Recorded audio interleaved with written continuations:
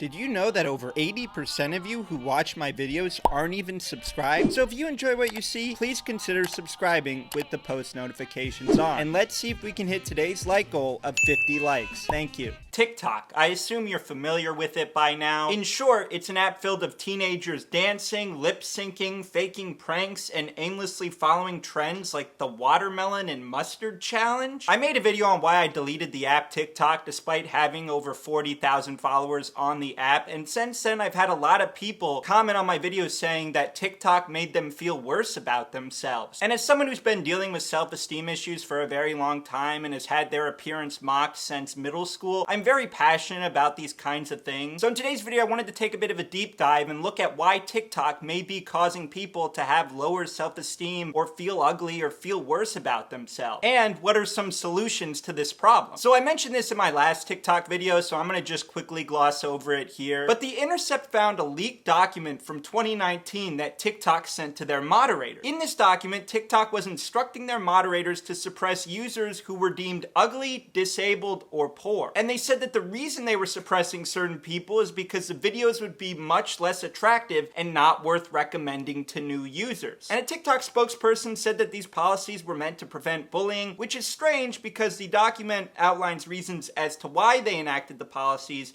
and bullying wasn't one of them. Now, to TikTok's credit, they have said that these policies aren't in place anymore, and some of the policies listed on the document were never in place in the first place. And there has always been suspicion for the longest time that TikTok likes to promote a certain creator. It's been a common saying for a while that all you need to do in order to be famous on TikTok is to be attractive. When you think of the TikTok titans, the one who were mainstream in late 2019 and early 2020, they all had the same look. These were teenagers dancing in mansions that society deemed as attractive. The ones that were being plastered on the news or late night shows or getting their own TV shows and music career, these are the mainstream TikTokers that I'm referring to. And going off of that suspicion that TikTok only favors people who are attractive, I found a video by the user Benthamite. In this video, he claims that he found a code on GitHub from ByteDance, which for those of you who don't know, actually owns a part of TikTok. The code showed that there was an algorithm in place that rates people's faces based on maximum beauty, minimum beauty, and average beauty. And this kind of technology that determines if someone is attractive or not actually exists. Ben goes on to cite a research paper which has an algorithm that points to 86 different parts in the face, and by using those points, they can determine if someone is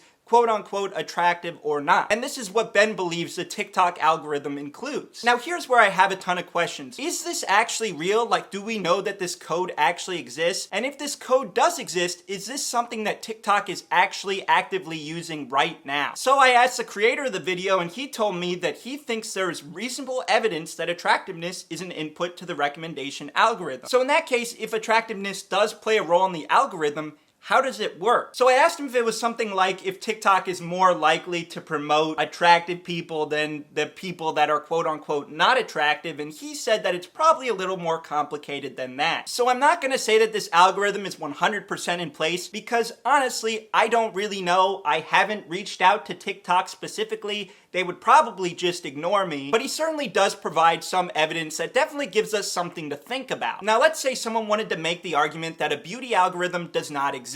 We can still take a look at TikTok's algorithm, which to TikTok's credit, they have been pretty transparent about. They mention on their website that if you interact with a certain type of content, you're more likely to get that kind of content on your For You page. So let's say you're interacting with a lot of cooking videos. You are going to be seeing a lot of cooking videos on your For You page. Or if you're watching a lot of dance videos, you're probably going to see dance videos on your For You page. And this kind of algorithm helped create what we know as straight TikTok and alt TikTok. According to popbuzz.com, which I never thought I would be using as a resource, alt TikTok is basically like the old school Vine comedy of TikTok, filled with punks, people who love music, fashion, and all that other artsy stuff, alt people, gay people, and goths. And straight TikTok is more mainstream. It's like hype house, dances, POVs, teenagers doing thirst traps, stuff stuff like that. I think where I see somewhat of a problem is with mainstream or straight TikTok, because mainstream TikTok really revolves around beauty standards. And I've seen this argument made by several YouTubers that seeing these teenagers dancing in mansions with nice clothes and their good looks may make other teenagers who don't have those things feel worse about themselves. If you're familiar with TikTok, you've probably seen people reply to other videos saying, my self-confidence went down. Or someone seeing someone who is skinny and then saying, oh, I guess I'm not going to eat this month. And I'll be honest, when I used to use TikTok and I saw all these 6'5" dudes with their nice jawlines and six packs, it made me feel like, wow, I look nothing like that. I'm kind of not attractive. And it's a really tricky situation because I don't think any of the creators posting these videos have the intention of making people feel worse about themselves, but that's just kind of what's happening because that mainstream side of TikTok is kind of promoting this certain image that teenagers feel like they can't really attain. And I understand this isn't just a TikTok thing, this is a social media thing in general where we see conventionally attractive people on the beach, really confident in themselves, and then we look at those things and we're like, wow, I don't have that much money and I don't look that good,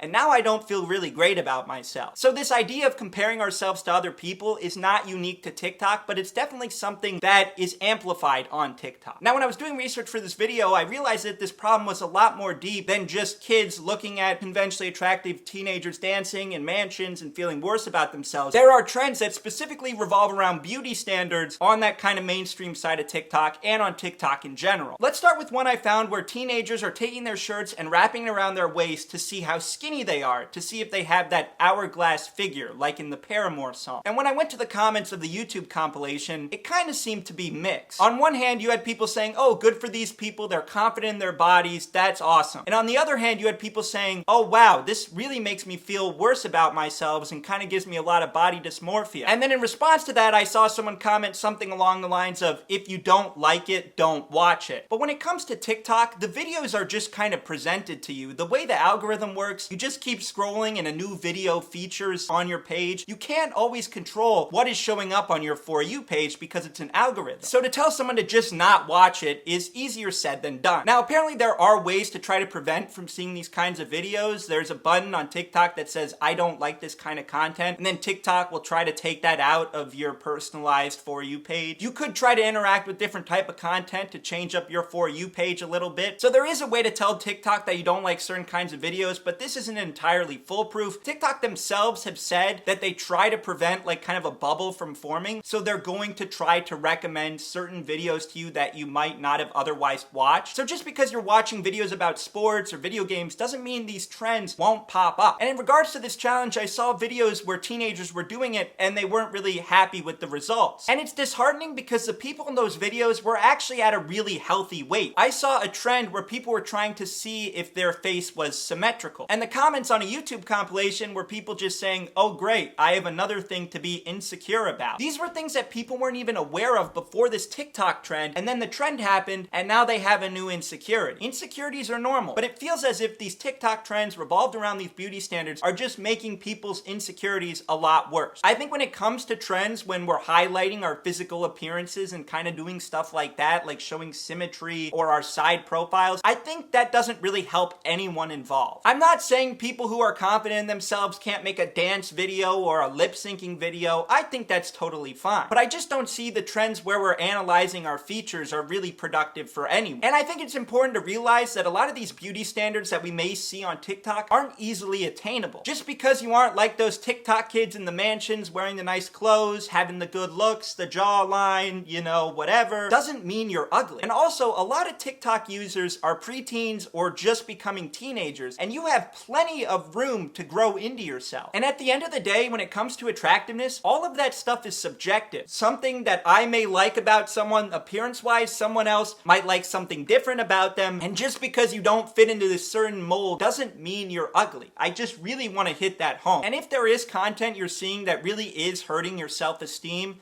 delete the app. I deleted TikTok over a year ago. I deleted some online dating apps, and I've been really happy lately. Now, that's not to say I won't re-download these things in the future. I just feel like right now I'm in a position where I don't really know if I'm ready for that kind of stuff yet, and that's okay. Maybe once you're older and more confident in yourself, you can re-download those types of apps, but I think it's completely fine to realize, like, hey, if this thing isn't doing great stuff for me, I should just delete it. And maybe that's kind of weird for teenagers, considering like TikTok is a really big thing. Like, it's still super popular, and I don't really see any other social media website competing with it. And I think another thing when it comes to TikTok or social media in general, manage your time wisely. I think a lot of times we'll spend a lot of time on the app and not even realize. I think it's completely healthy to set a timer, monitor when you're using social media and try not to go overboard, monitor the kind of content you're watching, and like realize if this isn't making me feel good about myself, I should either delete the app or try to avoid that kind of content in the future. But that's it for today's video. I tried to make this video as informative and as fair as I possibly could, and I really hope that in some way this video did help you. But if you enjoyed today's video, make sure to leave a like and subscribe to the channel. We are less than 100 subscribers away from 5,000 subscribers. And also let me know what you thought of today's video. What do you think about TikTok? Also, special shout out to the channel members Joey, Will, Alex, Rocky, and Neem. Thank you so much for being members of the Eric Moran Films YouTube channel. If that's something you're interested in, there is a link in the description below to join. But thank you so much for watching. Make sure to follow me on Instagram and Twitter, and I will see you next time. On a grind, Monday, Tuesday, Wednesday going strong. Kill it how I do it, TNT, we blowing up. Level up, game never stop, showing love. Tell the haters keep it real, my time is on.